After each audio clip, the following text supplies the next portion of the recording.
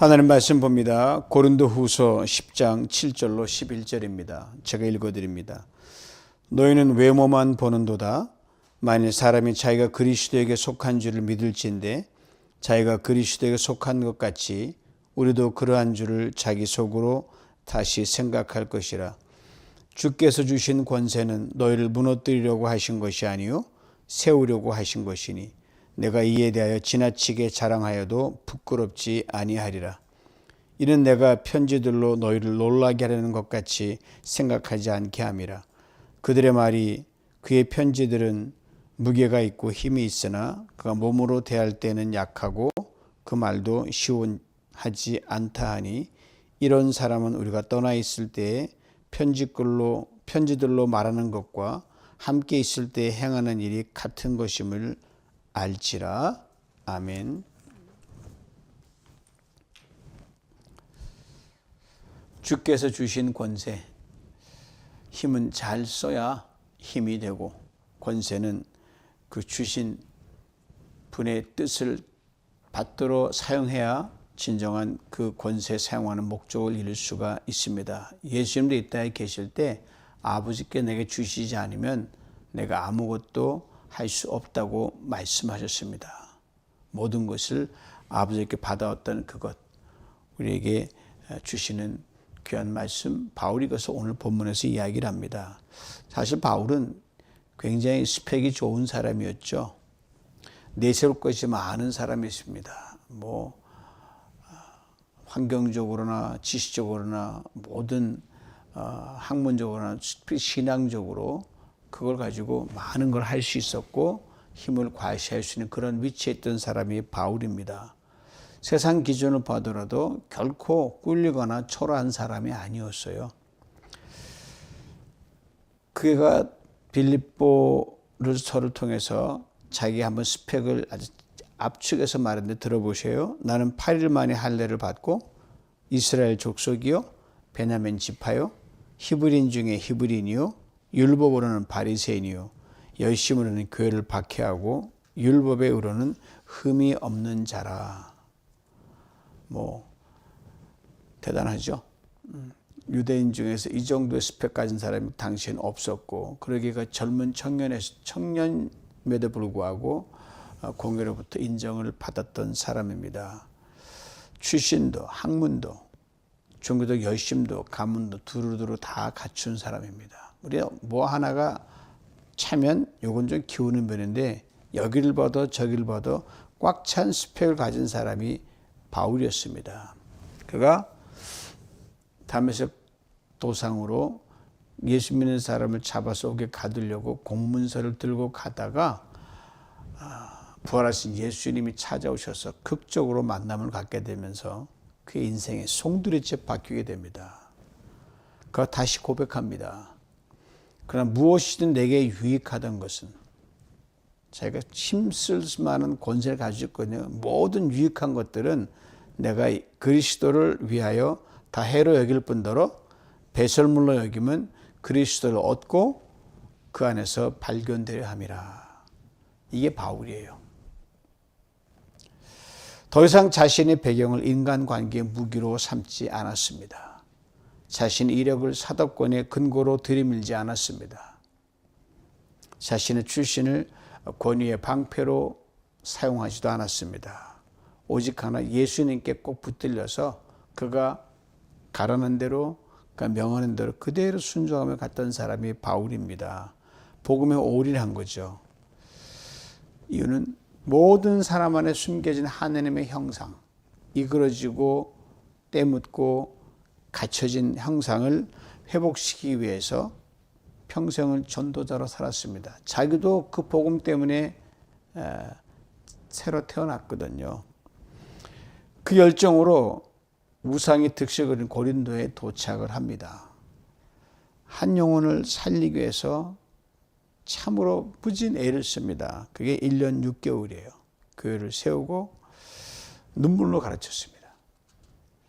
몸으로 그대로 그 복음 그대로 살아냈습니다. 말이 아니라 삶으로 보여줬어요. 고린도 교회가 든든히 서갔습니다. 은사도 풍성했고요.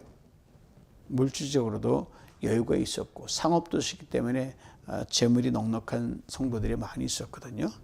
그래서 좋은 일도 많이 감당했던 교회가 고린도 교회였어요. 근데 바울이 또 전도 여정을 떠나는데 그 교회 안에 분쟁이 있고 다툼이 있고 여러 가지 참으로 과연 그럴까라고 믿어지지 않을 만한 일들이 벌어진 거예요. 실제로 그 중심에 누가 있었냐면은 바울을 깎아내리는 사람들이 있었어요. 바울의 흔적을 지우면 이제 마음대로 흔들 수 있거든요. 그래서 그들이 하는 말이, 그 사람 말은 강하지만 직접 보면 약해.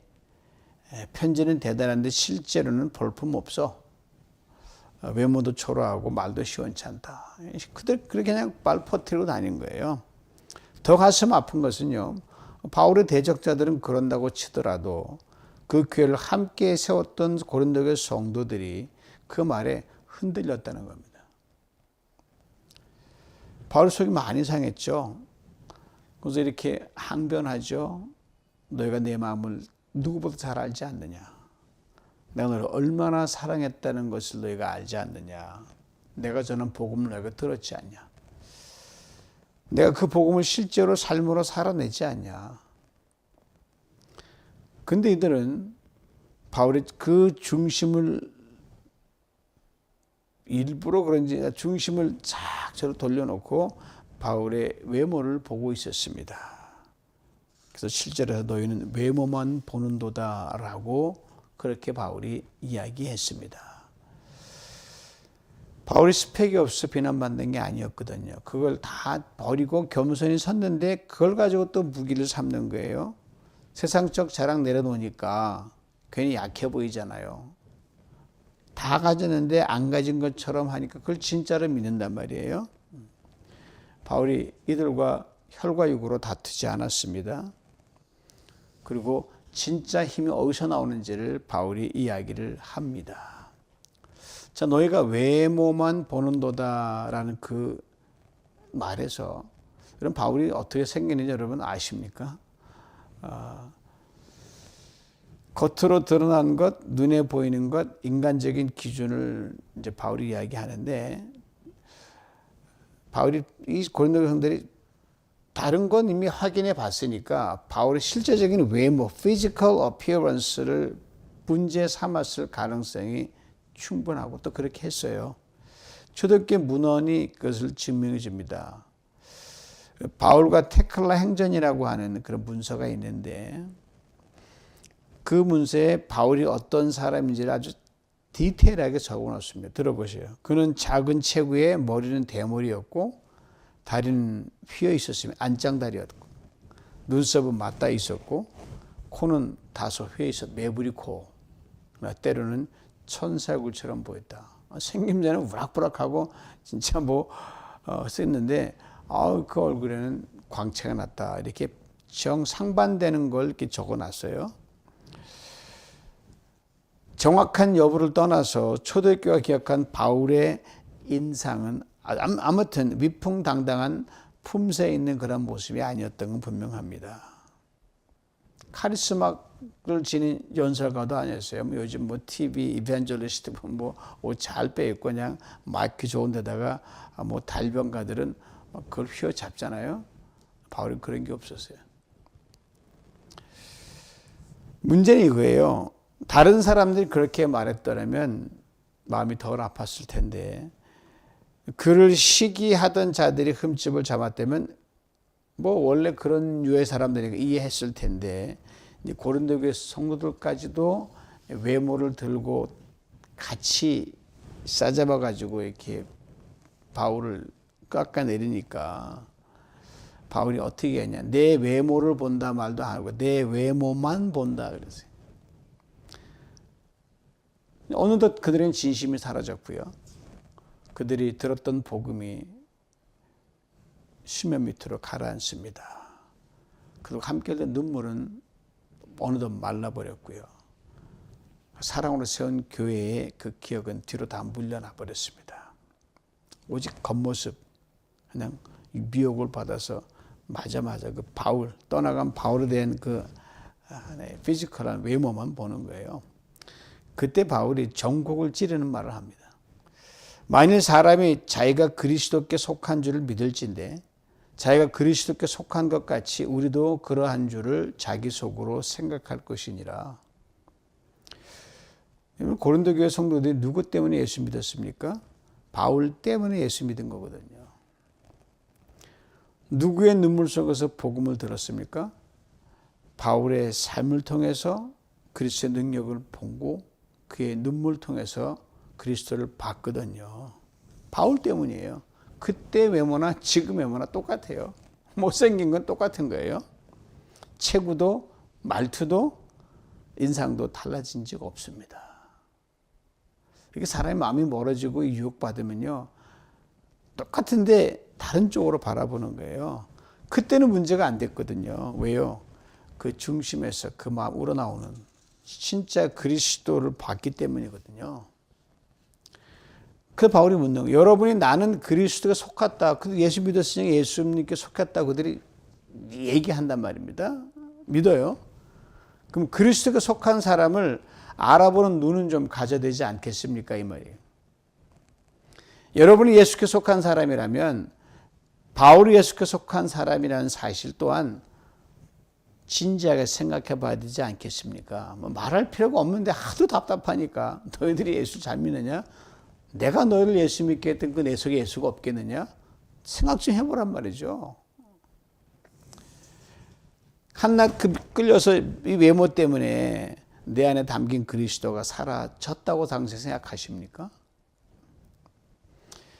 내가 비록 연약함이 있다 할지라도 그것 때문에 내 주님께 속했다는 그 사실 자체가 무효화됩니까? 바울이 참으로 굳이 변명할 필요 없는 걸 가지고 하는 것은 그만큼 고린도 교회 성도들이 미혹받아서 참으로 사이드 트랙을 했다는 거죠. 문제는 바울의 외모가 아니에요. 문제는 보는 눈이죠. 그 외모가 갑자기 성형수술해서 아니면 못생겨 바뀐 것도 아니니까 사람을 보는 눈이 아니라 기준을 바꾸어 버린 눈으로 이들은 바울을 보고 있기 때문입니다. 세상의 눈으로 교회를 판단하고 세상의 기준으로 이 바울의 사도됨을 재고 있습니다. 그래서 바울은 이 한 절에서 단순히 자기를 변호하는 게 아닙니다. 너희는 지금 뭘 보고 있느냐? 도대체 내가 뭐 변한 게 있는데 뭘 보길래 그렇게 너 흔들리냐 이 말이죠. 우리 질문 우리가 더 그대로 향합니다. 여러분 어떤 눈으로 사람을 보십니까? 겉모습 우락부락하면 옛날에 소도둑놈처럼 생겼다 그러잖아요. 그러나 그 말이 소도둑놈처럼 하면 그렇게 할 수 있지만 말은 아니면 그 외모는 잘못된 거거든요. 이 말로 봐야 되지. 바울은 그 안에 예수를 담아 있었고 겉모습은 참 못생겼지만 그 속에서 그 뿜어낸 말과 이것은 참으로 진실했단 말입니다. 외모에는 두 층이 있습니다, 여러분. 첫 번째는 생김새예요. 뭐 눈매, 키, 체구, 인상. 가장 얕은 판단이죠. 그래서 외모가 좀 잘나면 한 자락 접고 나보다 어드밴티지가 있는 건 그건 부인할 수가 없습니다. 사람이 살다 보면 눈에 먼저 보이니까. 그게 이제 첫 번째, 그죠? 두 번째 외모가 있어요. 겉으로 드러나는 속 사람입니다. 말과 태도와 삶의 결이에요. 그 속을 들여다볼 수 있는 지표가 되죠. 이게 겉에 있는 이목구비보다 좀 더 진실한 진짜 외모예요. 고린도서는 바울의 첫 외모만 봤어요. 그 두 번째 외모, 그 속에서 나오는 그 외모가 어울리지 않는 외모와는 전혀 다른 그의 말과 눈물과 헌신과 복음의 열정은 알죠. 그러나 마음이 떠나니까 전혀 들어오지 않는 거예요. 그의 말을 들었어요. 그는 예수를 믿었죠. 그 말 속에 담긴 심장은 지속시켜 읽어내지 못했습니다. 이건 단순한 오해가 아니라 참 미성숙한 거예요. 여러분 성숙함이란 성숙이라는 게 뭡니까 여러분? 사람의 속을 진짜 읽어낼 수 있는 능력이 성숙함입니다. 겉을 넘어서 중심을 보는 눈이 그게 성숙함이에요.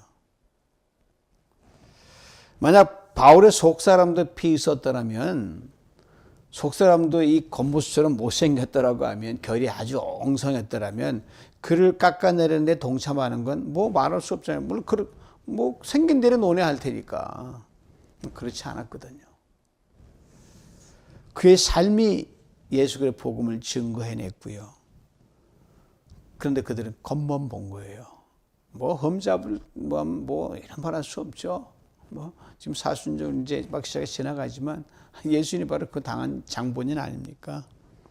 그래서 바울이 말해, 너희는 외모만 본다. 단순한 지적이 아니라 미성숙함을 일깨우고 제발 정신 차리라 이 말이죠. 그런 바울이 자기의 진정한 권위와 힘이 어디서 나오는지 바울이 다시 한번 일깨워줍니다. 주께서 주신 권세로 나는 살아간다.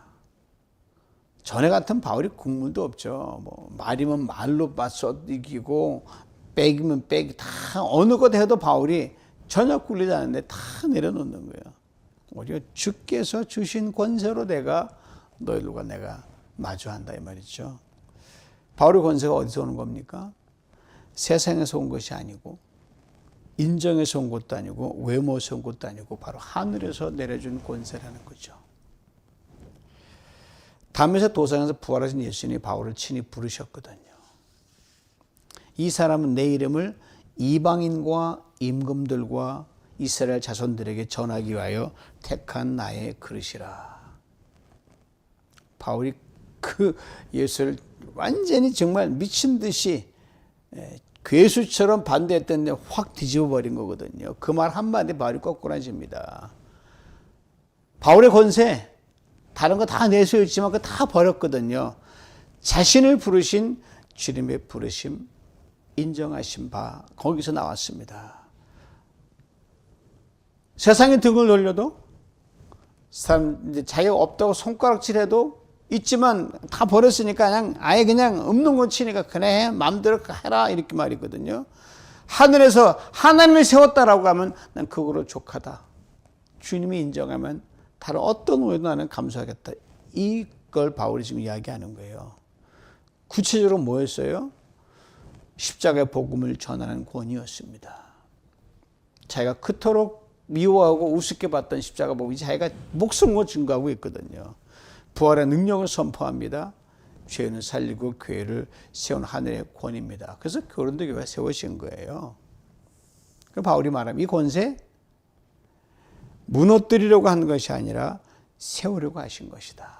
너희들은 알량한 나보다 나은 외모 하나가 나를 깎아내리고 무너뜨리지만 난 그런 짓 안 한다 이 말이죠. 쉽게 얘기하면은. 바울은 권세의 본질을 밝힙니다. 권세는 지배하기 위한 것이 아니다. 과시하기 위한 것도 아니다. 눌러 앉히기 위한 것도 아니다. 세우기 위한 것이다. 참 멋진 말이죠. 세상은 조금만 남보다 유리하면 그걸 가지고 초점 나름 갑질하잖아요. 유리한 게. 고린도 교회가 바로 그 증거 아닙니까? 고린도 교회를 세웠잖아요. 이방이 우상이 득실득실한 그곳에 가서 주님에게 툭 세워서 사람을 살려내는 생명 역사 일어났거든요. 그들이 지금 예수 그리스도를 믿고 있다면, 그 교회가 지금 존재한다면, 그 공동체가 복음에 서 있다면, 서 있었죠. 바울이 말할 때 바울이 주님께 받은 모든 권세를 교회를 세우는 자리에 사람을 살리고 죄인을 회개케 하는 그걸로 사용했다는 거죠. 놀랍죠. 자신을 위해서 하나도 안 썼어요. 사람을 살릴 수만 있다면 바울은 그냥 숙이고 들어간 거예요. 무너진 자를 일으키고 흔들리는 교회를 붙드는 데 애썼습니다. 그래서 바울이 분명히 말해요. 자기 PR을 한번 합니다. 내가 이에 대하여 지나치게 자랑하여도 부끄럽지 아니하자. 정말 그랬거든요. 이만큼도 부끄러움 없이, 이만큼도 부족함 없이 모든 권세를 가진 모든 그것 거기다 썼거든. 때려 넣었거든요. 올인했거든요. 자기 과시가 아니라 하늘의 위임에 대한 자기를 부르신 그 부르심에 당당하게 써서 자기 거 다 버리고 올인했다는 거예요. 사랑하는 성도 여러분, 권세는 누구에게나 어떤 형체로 반드시 이런 모양 저런 모양 주어지게 되어 있습니다. 직분의 권세가 그렇고요. 나이의 권세, 경험의 권세, 재정의 권세, 말의 영향력도 많이 있습니다. 문제는 권세가 얼마나 크냐 적으냐가 아니에요. 그 권세 어디에다 쓰느냐는 겁니다. 조금 나은 조건을 붙들고 타인을 누르는 데 쓰면 그 순간 권세는 폭력이 됩니다. 하늘에서 온 권세는 언제나 세우는 방향으로 흐릅니다. 바울은 외모로 밀리지 않았습니다. 하늘의 위임으로 부르심으로 붙들려 섰습니다. 이제 바울이 하나 더 나갑니다. 이는 내가 이 편지들로 너희를 놀라게 하려는 것 같이 생각하지 않게 하려 함이라. 이는 앞절을 받아요. 내가 자랑해도 부끄럽지 않은 이유는 권세를 하늘에서 받았기 때문에 너희가 아무 날 갈고 넣어도 하나님 나를 불러서 사도로 세웠다. 이걸 바울이 얘기하거든요. 근데 고린도 교회 안에 이런 말이 돌았거든요. 바울 글은 제법 잘 쓰는 것 같은데 편지는 강한 것 같은데 직접 보니까 정말 외모로 보니까 영 아니다 이렇게 그런 말이 돌았어요. 실제로 바울이 그런 험담을 많이 들었고요. 마치 이런 말이죠. 글로는 센 척하는데 막상 보면 별거 아니다. 바울은 그 오해를 정면으로 다룹니다. 나는 너희를 놀라게 하려고 겁주려고 편지 쫙 써서 편지 대단한데 그렇게 하려 쓰는 게 아니라 이 말이죠. 내가 말이 시원치 않아서 글로 내 권위를 보충하려고 한 게 아니다. 뭡니까? 내가 쓴 편지의 단호함도 내가 전한 말의 능력도 주님이 주신 권세에서 나온 것이다. 그 너희들이 내 말을 듣고 예수를 믿지 않았지 않냐 이 말이죠. 누구 말을 듣고 예수를 믿었어요? 바울의 말이었거든요. 권세가 있었기 때문에 그렇죠. 복음의 능력이 그 안에 있었거든요. 바울의 말이 약하다는 평가는 고린도 교회 성도와 그 교회를 보면 그 말은 전혀 맞지가 않아요. 바울이 이 말을 하고 있는 거예요. 내 권세는 상황 따라 바뀌지 않습니다.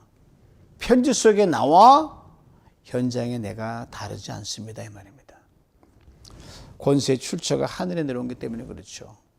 그래서 그는 두려워하지 않고 오해받아도 흔들리지 않았습니다.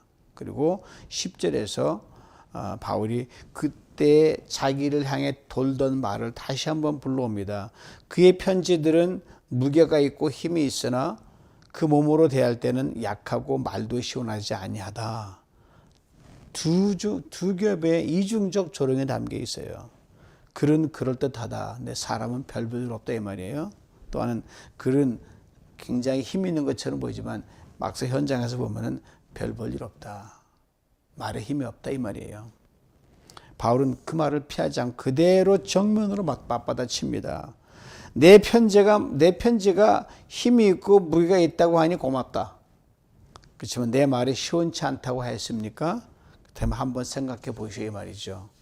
내가 고린도에 있을 때 그대들이 내 말을 듣지 않았습니까?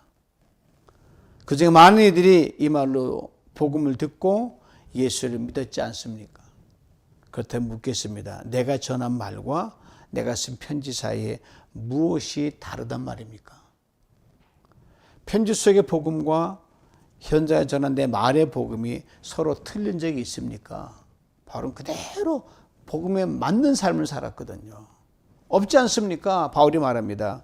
우리가 떠나 있을 때 편지로 하는 말이나 함께 있을 때 행하는 말이 그와 같으리라. 다시 말해 나는 두 얼굴의 사람이 아닙니다. 그때 못생겼으면 지금도 못생겼습니다. 그때 복음에 미쳤으면 지금도 미쳤습니다. 이 말이죠. 나는 글 따로 삶 따로 사는 사람이 아닙니다. 나는 상황에 따라 달라지는 사람도 아닙니다. 이거 진짜 바울의 강한 면이었습니다. 겉으로는 약해 보였지만 복음으로 꽉 찬 그의 삶이었습니다. 외모는 초라할지 몰라도 삶은 초지일관 강했습니다. 말과 글과 행동이 한 방향으로 똑같이 흐르는 사람, 그가 바로 바울이었습니다. 쉽지 않습니다. 목사님 저도 이게 잘 안 될 때가 있어요. 사랑하는 성도 여러분, 이 말씀 오늘 우리에게 무엇을 말해줍니까? 우리는 어떤 사람입니까? 멀리 있을 때와 가까이 있을 때가 똑같습니까? 교회 안에 있을 때와 바깥이 똑같습니까? 온라인에서 나와 현실의 내가 똑같습니까? 말하는 신앙과 내가 살아가는 신앙이 똑같습니까? 진지하게 물어봐야 됩니다. 편지로는 은혜롭고 글로는 경건하고 말로는 겸손한데 삶에서는 전혀 다른 모습이라면 그건 진짜 약한 겁니다. 힘없는 겁니다. 못생긴 겁니다. 세상은 외모를 봅니다. 조건을 봅니다. 카리스마를 봅니다. 아직 아무것도 아니에요. 하나님은 중심을 보십니다. 성숙한 사람은 사람의 중심을 보려고 애씁니다. 그게 맞으니까요. 오늘 우리도 혹시 겉으로 드러난 조건, 겉에 보이는 거 보고 사람을 판단하고 있지 않을까? 속에 나오는 그 말과는 다른데 그러면 그게 진짜를 보고 가야 되는데 이걸 계속 붙들고 늘어진단 말입니다. 직분, 학벌, 외형, 말솜씨, 존재감. 조금 나은 것을 붙들고 타인을 평가하고 은근히 깎아내리고 보이지 않게 비교하며 살아가고 있지는 않은지요. 이것이 바로 고린도 교회 성도들의 당시의 미숙함이었습니다. 바울은 다르게 살았습니다. 그는 권세가 있었지만 누르는 데 쓰지 않았고요. 인정받을 자격이 있고 내설 스펙이 많이 있었지만 과시하지 않았고 오히려 다 버려버렸어요. 그는 하늘의 위임을 받았지만 사람을 세우는 데만 사용했습니다. 자랑 안 했어요. 무엇보다 초지일관했던 사람입니다. 안과 밖이 떠나 있을 때나 함께 똑같았어요. 글 속의 바울과 삶의 바울이 같았습니다. 떠나 있을 때 바울과 함께 있을 때 바울. 사랑하는 성도 여러분, 우리도 그렇게 살 수 있습니다. 아니, 살아가야 합니다. 우리도 주님의 주신 권세가 다 있거든요. 이게 최고의 권세죠. 복음을 아는 권세. 예수를 우리가 안에 담고 있지 않습니까? 이 보배를 질그레 담았지 않습니까? 기도할 수 있는 권세. 사람을 살릴 수 있는 권세. 그 권세를 자랑으로 쓰지 말고 남을 깎아내리는데 쓰지 말고 세우는 데만 사용하는 우리 모두가 될 수 있기 원합니다. 주님이 그 본이 되셨잖아요. 하늘의 모든 권세를 다 가지신 전능한 하나님께서 그대로 와서 다 버리고 우리를 살리기 위해서 다 쓰셨거든요. 자기 위해서 하나도 안, 자기 위해서 썼다 그러면 우리는 살지 못해요.